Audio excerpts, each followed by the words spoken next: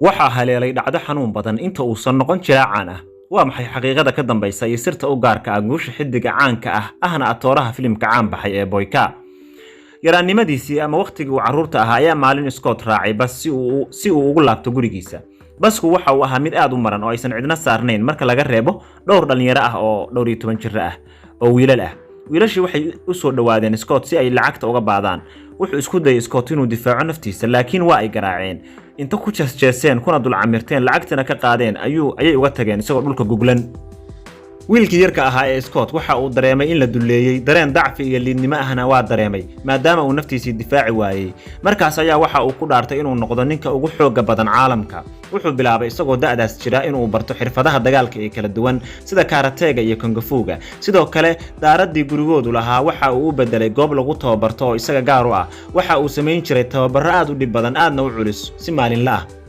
markii uu dareemo daal waxa uu xasuusan jiray dhacdadii lagu bahdilay ee lagu ihaanaystay markaas uu mar kale dib u bilaabi jiray tababarka isagoo leh haddayba ii bilaabatay wuxuu yiri isbuucii waxaan tababaran jiray 6 maalmood waxaan ku dadaalay inuusan idhaafin tababarku hal maalin wuxuu aad u jeclaa Scott filimaanta dagaalka khaas ahaan filimaanta Bruce Lee ninka la yiraahdo uu dhigo isagoo daawaday dhammaan filimaantii uu sameeyay sidoo kalena akhriyay buugtii uu qoray ee ka hadlayay fanniga dagaalka Bruce Lee wuxuu ahaa wiil u dhashay China oo noqday dagaalyahan aad ugu xeel dheereeya kung fu-ga iyo karatega iyo ciyaaraha dagaalka oo dhan wali ma dhicin nin ka hor yimid oo Bruce Lee ka xoog batay sidoo kalena waxa uu ahaa atoore qofkii ay inta dagaal isku dhacaan ka guuleysta kama uusan hari jirin ilaa uu ka guuleysto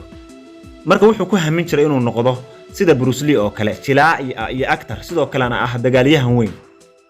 si uu noqdo markay atoore waxa uu galay iskool lagu barto xirfadaha jilniinka iyo matalaada markii uu sidaas uga qalin jabiyay iskoolkii waxa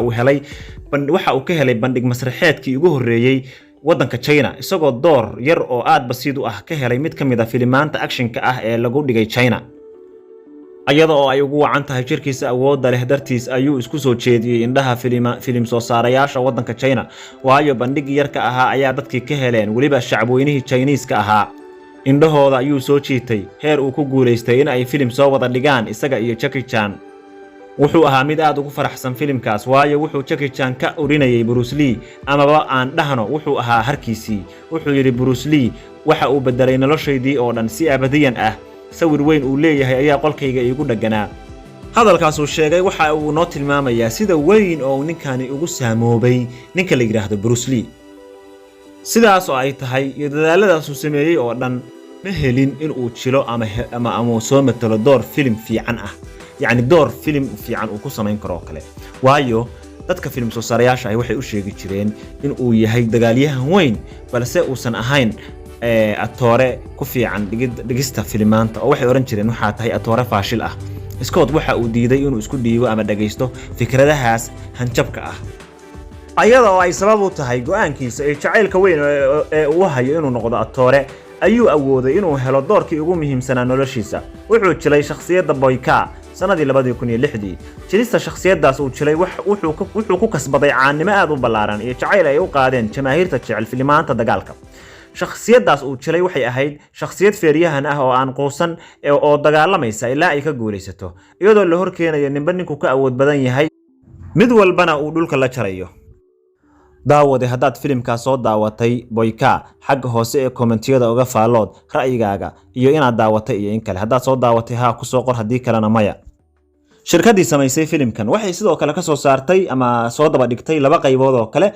ayadoo ay sabab u tahay in filimkan dadku aad u jeclaadeen markay shirkadii aragtay in dadku aad u xiiseynayaan filimkan waxay ka soo samaysay 2 qayb oo kale wuxuu yiri Scott waxaan ula tacaamulaa filim kasta inuu yahay kii ugu dambeeyay ee aan dhigi doono sida marka waxaan ku bixiyaa buu yiri dadaalkayga iyo juhdigayga oo idil inuu noqdo filimkaasi filim qurux badan Scott kaligiis ayaa matala muuqaalada khatarta ah isagoo maciin bidin atoorayaal kale isagoo raba muuqaaladaas inay noqdaan kuwa run u eg dadka يعني kuwa xaqiiq ku dhisan inay dadku u maleeyaan ayuu jeclaa wuxuuna awooday filimaantu jilay inuu ka dhigo kuwa aad u waaweyn oo yani dadku aad u xiiseeyaan hada waa ninkii la lahaa oo la oran jiray waxa tahay atoora faashil ah nin aan ku wanaagsanayn inuu filimaant inuu wax jilo matalaada ku xun يعني heer wuxuu gaaray filimaantii uu jilay ka inta kadib inay noqdaan filimaan aad u waaweyn oo dadku xiiseeyaan filmaantu dhigay waxaa ka mid ah filimka la yiraahdo Doctor Strange iyo filimka X-Men Origins sidoo kale wuxuu soo wadaa inuu jiro filimka la wada jecel yahay ee John Wick qaybtiisii afraad يعني فيلم كاس ayuu soo wadaa waa filim saddex qaybood oo hore laga soo sameeyay oo dadku aad u jeclaadeen marka asaga loo doortay inuu soo matalo qaybta afraad ee filimkaas sidoo kale Scott wuxuu ku sigtay in loo dhiibo inuu jilo shakhsiyadda Batman wuxuu ku guuleystay tartankii lagu xilanayay inuu jilo doorkaas filim ee weyn balse nasiib darro doorkaas waxa qaatay jilaaga caanka ah ee Ben Affleck wuxuu yiri isagoo ka hadlay arrinkaas waan ogaa inaysan isiinayn doorka Batman laakiin maalin uun baan heli doonaa fursad aan mudnahay deewaana helayo waa ka soo jilay filimka Boyka Scott isagoo filimada jila ayuu sameyn jiray tababaradiisii dagaalka oo uu ku garab waday wuxuu noqday tababaraha ciyaarta la yiraahdo kickboxing sidoo kale wuxuu khibrad ballaaran u leeyahay ciyaarta dagaalka ah ee karatega iyo ciyaarta judo iyo taekwondo-ga waa ciyaaraha ugu khatarsan dagaalka sidoo kalena wuxuu leeyahay jir ciyaaryahan oo awood leh kaas oo ka mid dhigay dagaalyahanada khatarta ah ee caalamka hantidiisuna waxa ay kor u dhaaftay $2 milyan oo dollarka Mareykanka wuxuu yiri markaad u malaysid inay nolosha kaaga dhamaatay si wad dagaalka iyo halganka aad nolosha kula jirtid oo sida atoorayaasha filimada oo kale guuleyso xilli aan laga filayn halkaas hadaan uga nimaadno taariikhda actorkaas ama dagaalyahanka labadaba isku darsaday muuqaaladii aan ku soo qaadanay shakhsiyadihii caanka ahaa atoorayaasha ay ragii adduunkan horumarka ka sameeyay lacagta ka sameeyay hal mid bay ka sinaayeen halka mid oo ay ka sinaayeen waxay ahayd in mid walba uu wax jeclaaday wixii uu jeclaadayna uu horumar ka sameeyay midba wuxuu jeclaaday inuu noqdo yani inuu fardafuulnimada jeclaaday yani inuu ku tartamo fardaha lagu tartamo wuxuu ka sameeyay malaayiin dollar fardafuulnimadaas midba wuxuu jeclaaday inuu filmaanta dhigo wuxuu ka sameeyay inuu malaayiin dollar midba wuxuu sida ninkan oo kale jeclaaday inuu dagaalka iyo filmaanta ku jiro oo yani filmaanta qaybta dagaalka jiro iyo actionada horumar weyn buu ka sameeyay midba wuxuu jeclaanayaa inuu hees qaado heesaanimo iyo fanaanimada horumar ka sameeyo malaayiin dollar ka sameeyo horumar ka gaaray yani adduunkan waxa aad adiga yani jeceshahay samee shaqada aad adigu jeceshahay qabo waxa aad jeceshahay samee horumar weyn baad ka sameynaysaa laakiin waliga horumar ka gaari maysid inta aad qabanaysid shaqo aadan jeclayn